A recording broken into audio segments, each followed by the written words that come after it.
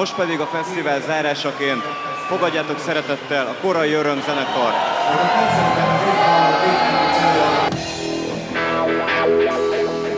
Welcome to the Ready to Rainbow.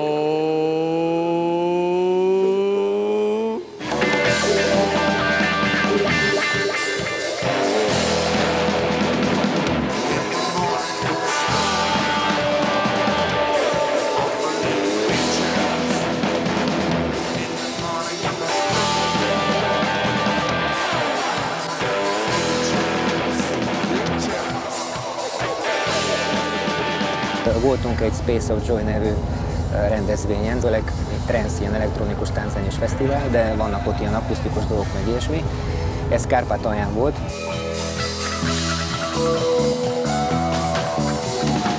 Csak mosolygós emberek voltak, és mindenkivel nagyon jó volt beszélgetni is. Tehát amikor az ember így boldognak érzi magát.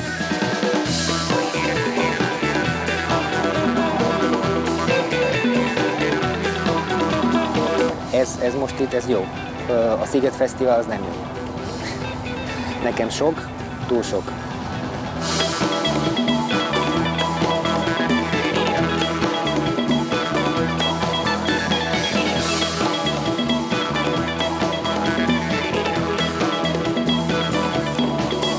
Valakinek ez a pörgés jó, meg megfelelő alkoholmennyiség után szintén jó, csak számomra ezek a dolgok, ezek a helyek nem csak arról szólnak, hogy sok nagy zenekart elhoznak, és akkor tessék, nézzétek meg a kedvenceiteket, hanem az egész együtt. Tehát nem a zenekarok miatt vagyunk itt, hanem azért vagyunk itt, hogy jó legyen, mert az elején a Szigetnek az volt a mottoja, hogy kell egy hét együttlét, és ez általában az ilyen típusú fesztiváloknak az értelme, hogy itt az emberek másképp élnek. Na most miután itt most több reklámot látok, mint a városban, ez nem másképp van, mert az ugyanarról szól, ami ott kint. És itt a tömegek azért vannak itt, mert egy bizonyos fogyasztóréteg meg van célozva, és el van hozva ide, és akkor ide van csábítva a nagy zenekarok által, és akkor tessék, költsétek a pénzeteket, meg vegyetek meg azt, ami legyetek így nagyon célzott pont, amit lehet úgy megcélozni reklámokkal.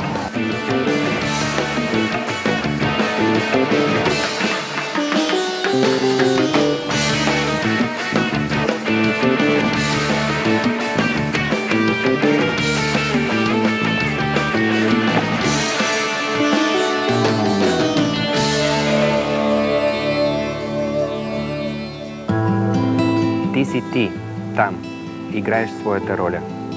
Аз съм аз, тук, коментираш твоя живот. Ти не виждаш и правиш, аз виждам и моля. Да тръгнеш по пътя на своя истински род. Ти си всичко, което мога да направя. Аз съм безмълвното здание дълбоко в теб. При мен няма време, затова не се бавя. Ти закъсняваш, вързан от World Wide Web. Твоя пасворд е дълг. С него ти влизаш в мрежа. Аз нямам пасворд, защото съм винаги у дома. Ти сменяш квартири, жени, ти си ту груб, ту нежен. В коридор на чужд офис търсиш своята врата. Но там, отвън, ние сме едно. Там, отвън, ние сме едно. На теб ти е казано, че звездите са огнени топки в черна празнота. А на мен ми е казано, че те са дупки в броня, пазеща ни от огъня на абсолютната светлина, в който ние всички сме едно. Там отвън ние сме едно.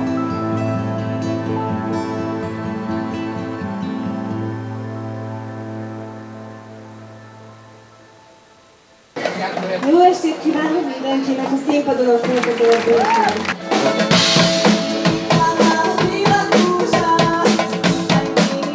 Korai Öröm ének nélküli és forma nélküli elvont zenét játszik, mondjuk úgy. Olyan értelemben elvont, hogy elvisz valahova, ahol nincs. Pókatelep dalokat játszik, énekel, ami egy egészen más fajta dolog, sokkal személyesebb, emberközelibb. A Pókatelep most éppen jobban esik.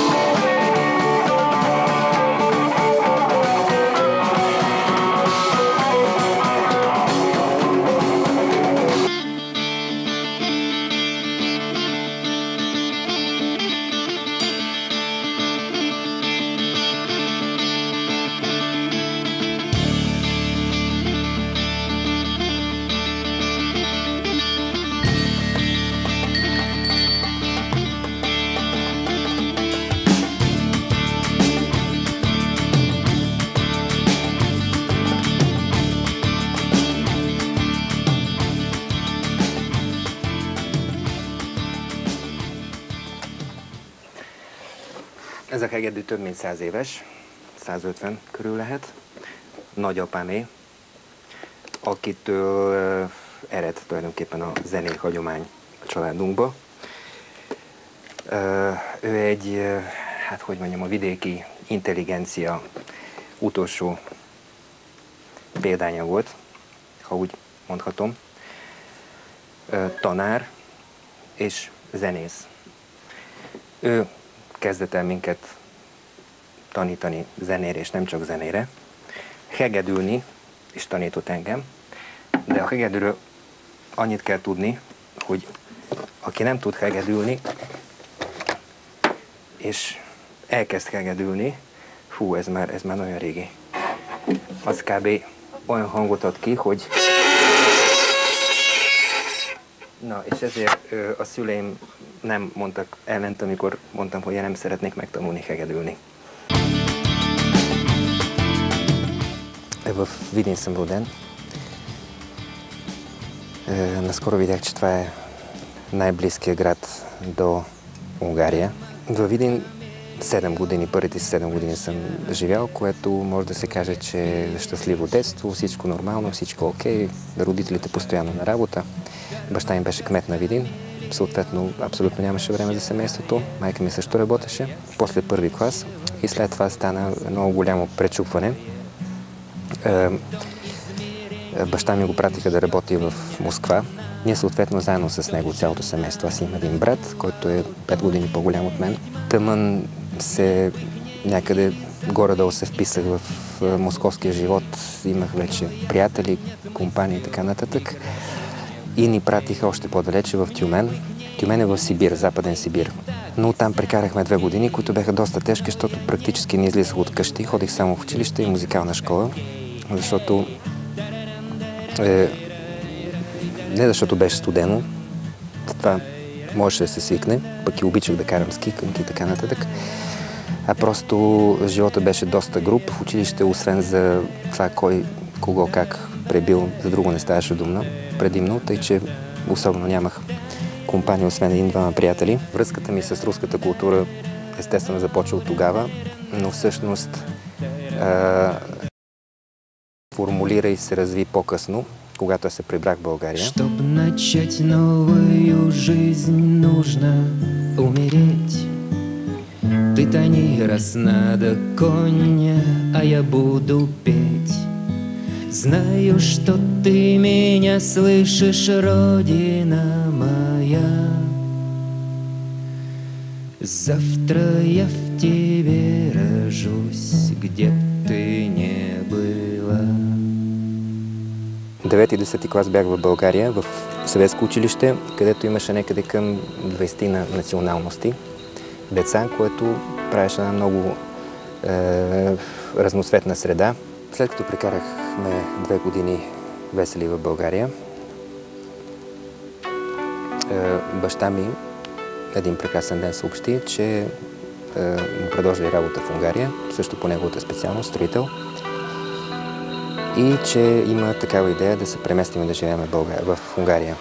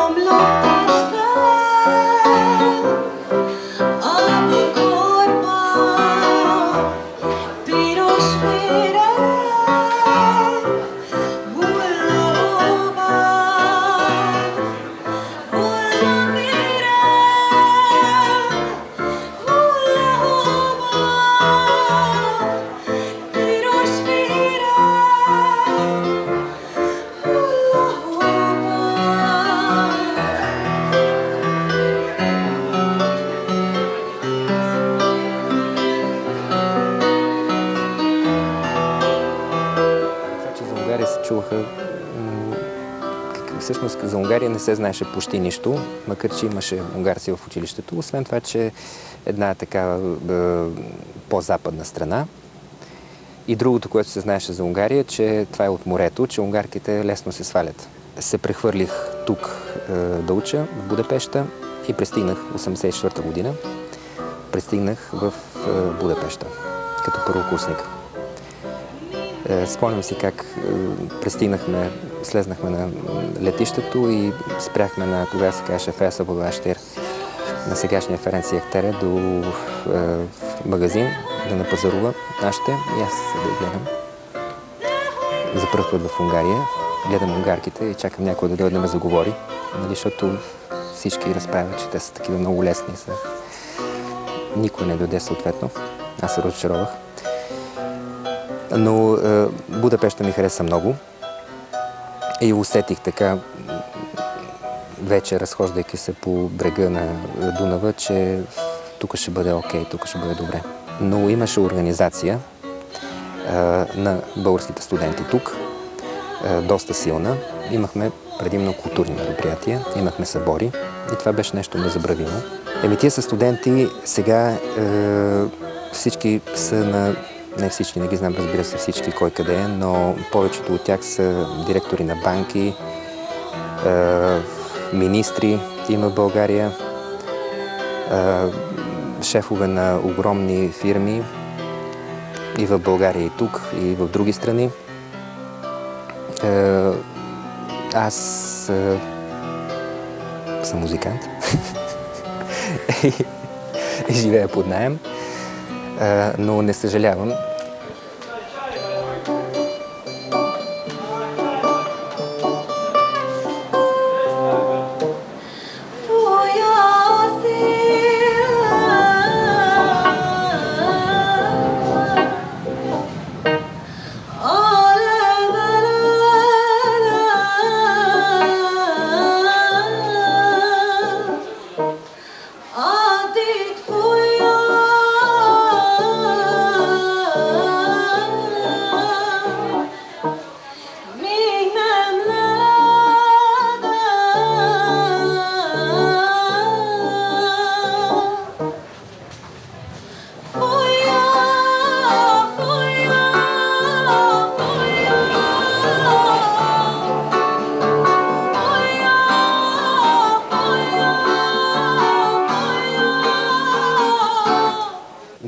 Музиката така излизаше по-нагоре и след известно време аз вече преминах, казах си, че ще опитам да живея от нещо, което е свързано с музика. 1991 година завърших институт, трябваше да решавам, ще хода в България и ще започвам нов живот, след като тук вече имаше някакъв, или ще остана тук.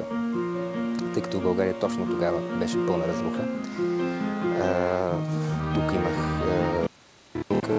не може да се намери работа, останах.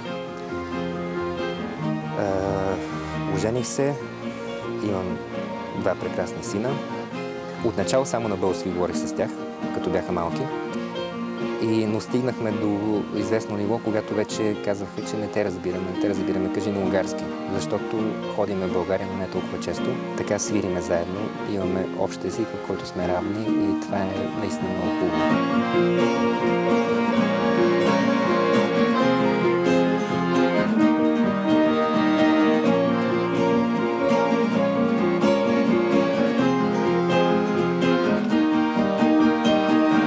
Преди 3 години майката на децата ми се разболя от рак и преди 2 години почина, което направи живота доста по-сложен.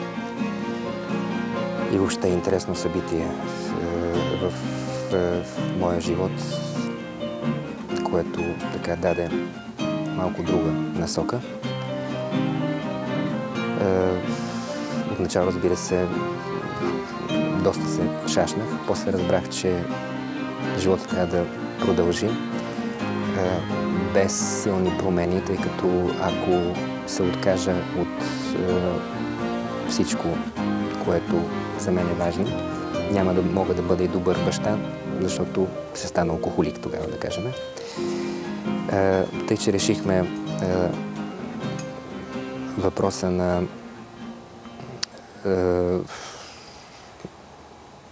възпитанието на децата и на продължаване на живота с сериозна помощ на техните баба и дядо. Заедно ги възпитаваме, заедно се занимаваме с тях. И аз сега съм повече баща, отколкото до тогава бях. Хода на родителски събрания, което е много интересно. До тогава не бех се вписал в този вид неща. Мисълта ми е, че Ани нектек mindig ebédre vacsorára. Dani mondta. Dani mi? Sopszka salátát. Azt szeressük, igen. Pálinka már elfogyott, már csak konyikon van, de a sopszka saláta az sajnos még. Amíg kifizethető a paradicsom, meg az uborka, addig esszük. Szoktatok együtt főzni hármasban? Hát nagy ritkán, amikor néha kiabál, hogy azt rakjad bele, meg akkor így mindig más megy oda, és akkor az így végül hármasra készül a kaja. Apátokat Emilnek hívjátok? Igen, ez így lett megszokva. Furcsa lenne, ha Ferinek szólítanám. Eszedbe sült, hogy apának is szólíthatnának. De. De egyébként egyre jobban terjed most ez a dolog. Ahogy nem tisztelik a gyerekek már a szüleiket, így már terjed, hogy már így nevezik őket. Nem, hát igen.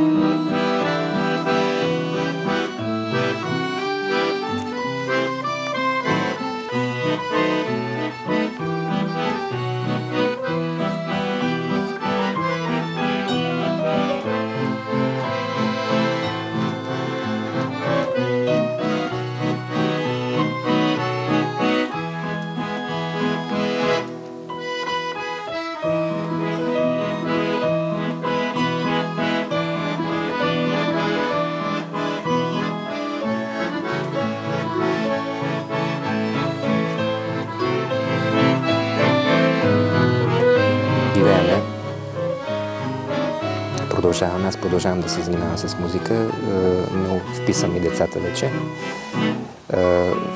Опитвам се да им покажа това, което съм, вместо да им казвам това какво трябва да правят, и намираме добър контакт. Не е леко, но живота продължава.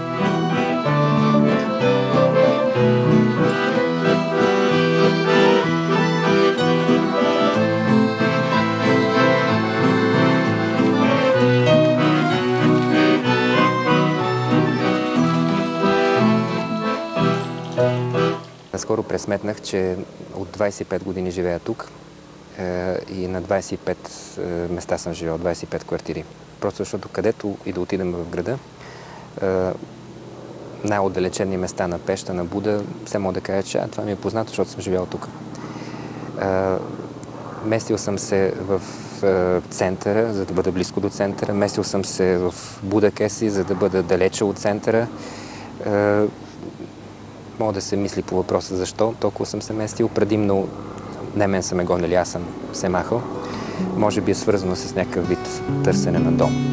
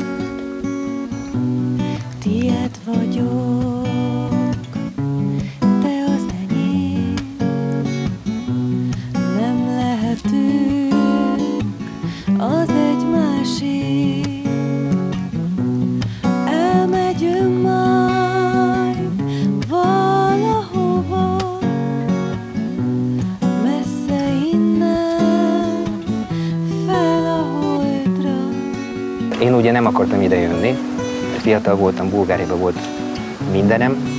Aztán megtetszett nekem itt, és aztán természetesnek vettem, egy idő után beilleszkedtem, itt volt munkám, családom, mindenem. Természetesnek vettem, hogy itt élek. Egyszer 84-ben bolgár tengerparton voltam, és épp nagyon jó volt minden, nagyon jó emberekkel, nagyon jó helyen. És utolsó nap, amikor készültem már visszafelé, kimentem a tengerhez egyedül, és megéreztem, hogy ideje elkezdenem visszaköltözni Bulgáriába. Azóta is tart ez az érzés, azóta, hogy lélekbe folyamatosan, vagyis fokozatosan költözöm vissza. Már jobban érzem magam Bulgáriába, de még mindig ide köt nagyon sok minden. De a visszaköltözés, a visszaszámlálás elindult, úgyhogy előbb vagy utóbb ott leszek. Hogy a föld is megremegjen, repülj